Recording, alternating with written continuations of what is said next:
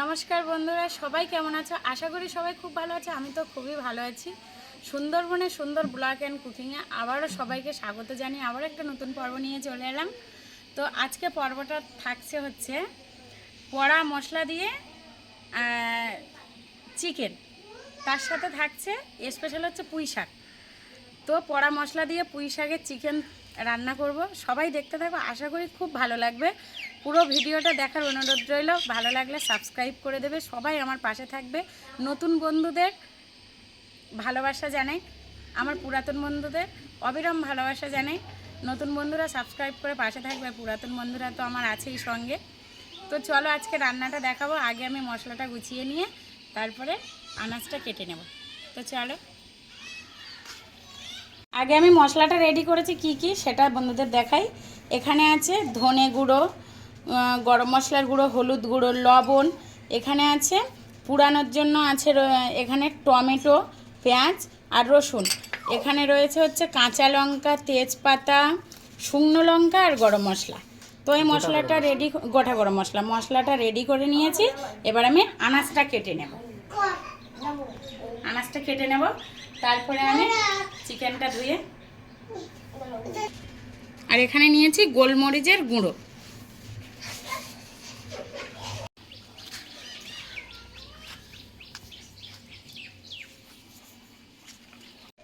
এখানে আমি ভালো করে মাংসটা ধুয়ে নিয়েছি। এবার আমি গোলমরিচের গুঁড়ো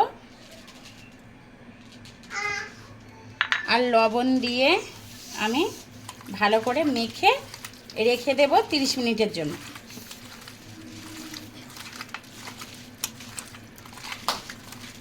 গোলমরিচের কি সুন্দর একটা সেন্ট না শোনা, দারুণ একটা সেন্ট আসে। তো এখানে সুন্দর করে ম্যারিনেট করে রেখে দিয়ে এখন আমি রেখে দেব 30 মিনিট। আমি এখানে পুঁই শাক আর আলুটা কেটে নেব। তো বন্ধুরা, একটা জিনিস দেখে আমি খুব খুশি হয়েছি আজকে। পুঁই শাকগুলো এত সুন্দর রান্না করতে যা মজা লাগবে না কি বলবো। জাস্ট আমি অনেক দিন এরকম মোটা পুঁই শাক ধরো মানে আমার বাড়িতেও এত মোটা পুঁই শাক হয়নি, লাগিয়েছিলাম। তো আজকে আমি প্রচুর খুশি। শোনা কত নিয়েছে পুঁই শাক? 20 টাকা নিয়েছে। 20 টাকা নিয়েছি এইটুকু পুঁই শাকে, তার মানে বুঝতে পারছো। আর যা অসাধারণ না, দেখো আমি এগুলো ছাড়িয়ে দিচ্ছি, ডাটাগুলো বার করছি। দেখো কি সুন্দর, জাস্ট আমার খুব পছন্দ হয়েছে পুঁই শাকগুলো। তো বন্ধুরা, এরকম মোটা পুঁই শাক দিয়ে মাংস কখনো খেয়েছো বা কেমন খেতে হয় একটু জানাবে কিন্তু, আমার তো খুব ভালো লাগে। এই দেখো এইটুকু পুঁই শাক নিয়েছে 20 টাকা, কিন্তু অপরূপ, মানে এতটা সুন্দর দেখতে লাগছে, খুব ভালো। ঠিক আছে, তো আমি কেটে নেব। আর এ তো মোটা, এরকম ছোট ছোট করে কাটতে হবে, বেশি বড় করা যাবে না, কারণ মোটা তো পুঁই শাকটা। এই যে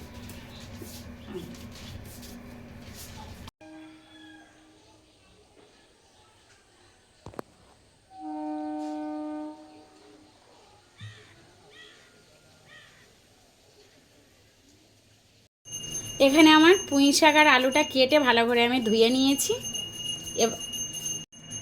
এবার আমি গ্যাসটা জ্বালিয়ে মশলাগুলো পুড়িয়ে নেব। মশলা বসবে শোনা এর উপরে? বসবে না না বাবা, প্রচুর গরম, দাঁড়া।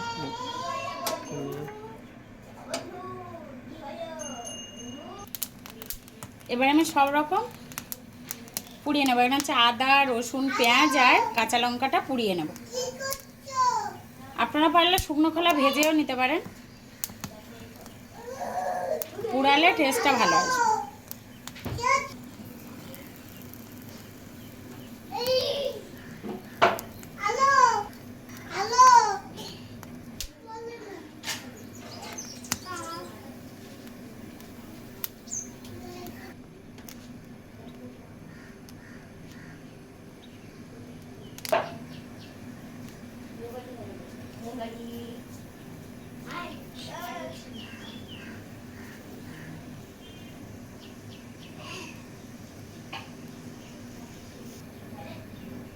আগুনে পোড়াতে একটু সমস্যা হচ্ছে, কারণ জালতিটা ভালো না তো আমার।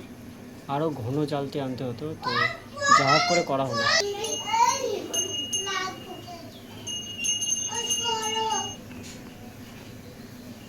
টমেটোটা লাস্টে পুড়াচ্ছি।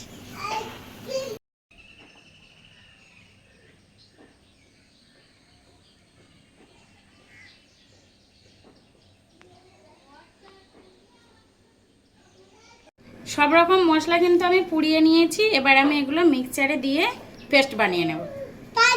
আমার কড়াটা গরম হয়ে গেছে, এবার আমি তেল দিয়ে দেব। পুঁই শাক আর আলুটা দিয়ে দেব। এবার আমি পুঁই শাক আর আলুটা ভেজে নেব। দিয়ে দেব হচ্ছে হলুদ, লবণ।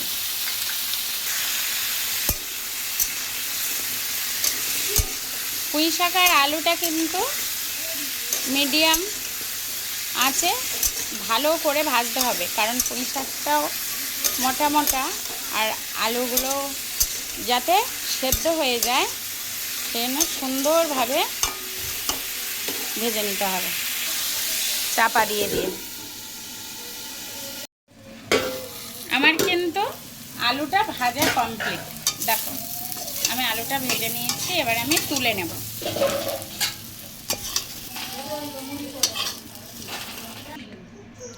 এবার আমি কড়াইতে তেল দিয়ে দেব পরিমাণ মতো।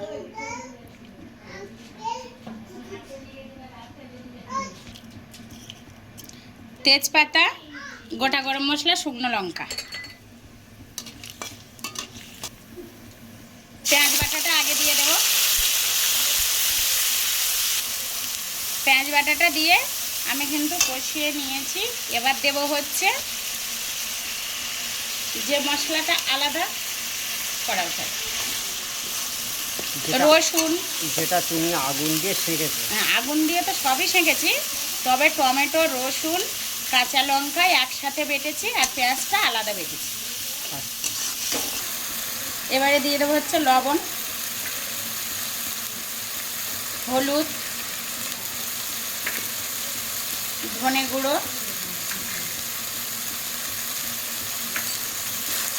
সামান্য একটু জল।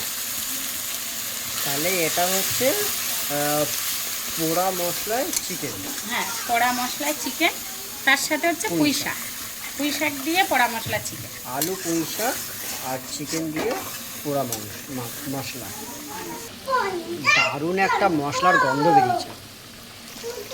পোড়া মশলায় রান্না করলে পোড়া মশলার কিন্তু একটা সেন্টই আলাদা বেরোয়, তাই না বলো?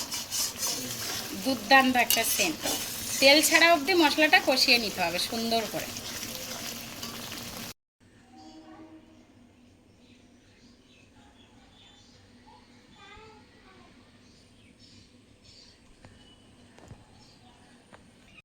মশলা থেকে কিন্তু দেখো কি সুন্দরভাবে তেল ছেড়ে দিয়েছে। এইবার আমি চিকেনটা দারুণ চিকেন হবে আজকে। এবার আমি গোলমরিচ আর নুন দিয়ে যে ম্যারিনেটটা করে রেখেছিলাম চিকেনের, এবার চিকেনটা দিয়ে দেবো।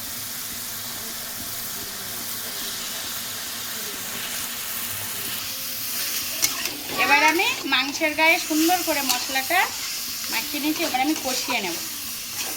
লো টু হাই ফ্লেমে কষাতে হবে, মিডিয়াম, একদম জোরে দেওয়া যাবে না।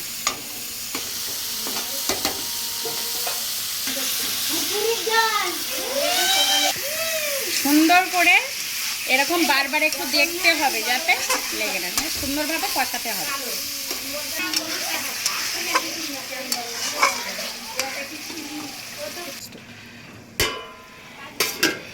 ওয়াও, দারুণ একটা সেন্ট বেরিয়েছে। লো ফ্লেমে মশলা কষলে কতটা সুন্দর, আর দেখো তেলটাও ছেড়ে দিয়েছে দেখো। আর মশলাটা ভালো করে, মানে মাংসটা এত সুন্দর কষা হয় না কি বলবো। আর হাইতে দিলে তাড়াতাড়ি পুড়ে যাওয়ার সম্ভাবনা থাকে, আর কষাও ভালো হয় না। কি সুন্দর একটা সেন্ট বার হয়েছে না, দারুণ দারুণ। সেন্টে পেট ভরে যাবে। পোড়া মশলার চিকেন খেলে সেন্টে পেট ভরে যাবে। সুন্দরভাবে আমি মাংসটা কষে নিয়েছি, এখনও কষা হবে। আমি এবার আলু আর পুঁই শাকটা দিয়ে দেবো, দিয়ে ওর সাথেও মশলাটা আরও ভালো করে আমি 10 থেকে 15 মিনিট কষে নেব।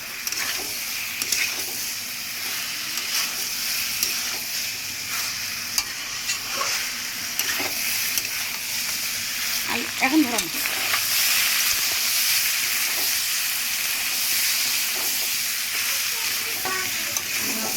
সুন্দর কিন্তু মশলাটা সুন্দর ভালো মিশে গেছে কিন্তু মাংসের সাথে পুঁই শাকের সাথে আলুর সাথে হ্যাঁ দারুণ লাগবে। এইভাবে কষে সুন্দরভাবে দেখো কষা হয়ে গেছে। এবার আমি গরম জল দেবো। সব সময় তরকারি কষানোর কাছে যেরকম ভালো হয় সেরকম গরম জল দিলে টেস্টটা ভালো আসে। তাই আমি গরম জল একটু গরম হোক, ফুটে যাক দেবো। এখানে আমি জলটা কিন্তু গরম করে নিয়েছি। এবার গরম জল দিলে তরকারি টেস্ট আসে। গরম জলটা দেওয়া ভালো, বেশি জল দেবো না, এরকমই জল থাকে। আমি একবারে জল কিন্তু মাপের দিয়ে দিয়েছি বলো। তরকারিটা হয়ে গেলে দিয়ে নামিয়ে নেবো। এখন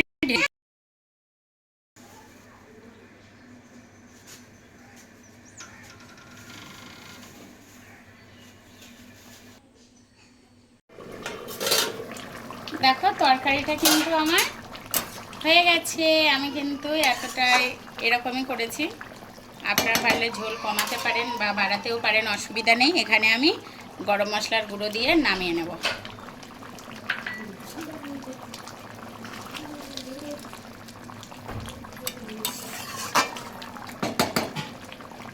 আমার কিন্তু তরকারি কমপ্লিট। এবার আমি নামিয়ে নিচ্ছি। দেখো হ্যাঁ কতটা সুন্দর কালার এসেছে, কতটা সুন্দর হয়েছে দেখো।